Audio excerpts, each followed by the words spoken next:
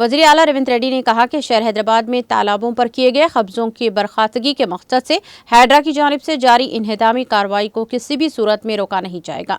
वज़ीर आला रेवंत रेड्डी आज गच्चीबौली ग्राउंड में मुनाकिदा तकरीब से खिताब करते हुए इन ख्यालात का इजहार किया। उन्होंने कहा कि हुकूमत का मकसद तालाबों का तहफ़्फ़ुज़ को यकीनी बनाना है। उन्होंने कहा कि ऐसे कई फार्म हाउस हैं जहाँ पर ड्रेनेज बनाकर इसका पानी गंडी पेट में छोड़ा जा रहा है, जिसके नतीजे में कई मसाइल पैदा हो रहे हैं। उन्होंने कहा कि तालाबों पर नाजायज़ कब्जों की बर्खास्तगी के मकसद से हैड्रा का क़याम अमल में लाया गया है ताकि गैर मजाज कब्जों को ख़त्म किया जा सके। वज़ीर आला रेवंत रेड्डी ने कहा कि चाहे कितने ही आला रुतबे के हामिल शख्सियात हों, हैड्रा की इन्हिदामी कार्रवाई नहीं रुकेगी।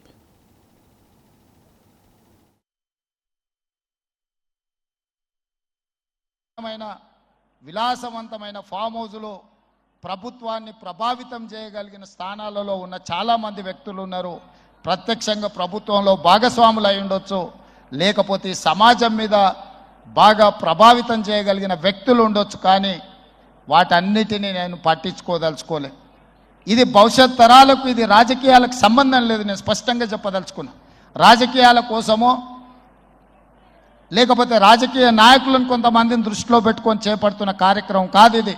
భవిష్యత్ తరాలకు, మన పిల్లలకు, వాళ్ళ పిల్లలకు వారసత్వంగా మనం అందించే సంపద ఈ సరస్సులు, ఈ నదులు, లేకపోతే ఈ రోజున్న ఈ చెరువులు. ఈ ప్రకృతి సంపదను మనం విధ్వంసం చేస్తే ప్రకృతి మన మీద కక్ష కడుతుంది.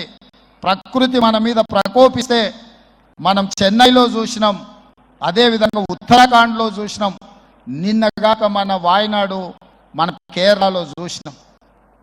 ఈరోజు ఇలాంటివన్నిటిని దృష్టిలో పెట్టుకున్నప్పుడు ఈ హైదరాబాదు నగరాన్ని రక్షించుకోవాల్సిన బాధ్యత మన అందరి మీద ఉన్నది.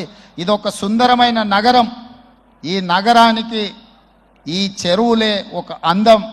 ఈ చెరువులను కాపాడే బాధ్యత ఈ ప్రభుత్వం తీసుకుంటుంది. ఎవరు ఏమనుకున్నా, ఎవరు ఏ ఒత్తిడి తెచ్చినా వాటన్నిటిని పక్కన పెట్టి చెరువులను ఆక్రమించుకున్న వాళ్ళ భరతం పడుతుంది ఈ ప్రభుత్వం అని చెప్పి నేను ఈ సందర్భంగా తెలియదలుచుకున్నా. ఆనాడు కురుక్షేత్రంలో ధర్మం వైపు శ్రీకృష్ణుడు, అర్జునుడు నిలబడ్డందుకే ఈరోజు ఆ ధర్మం అనేది కాపాడింది. వాళ్ళు ధర్మాన్ని కాపాడితే ధర్మం మనల్ని కాపాడింది. ఈరోజు మనం చేస్తున్న పని కూడా అలాంటిదే. మీ అందరి సహకారం ఉండాలి. అదేవిధంగా నిర్వాహకులకు ఈరోజు విద్యకు సంబంధించి లక్షలాది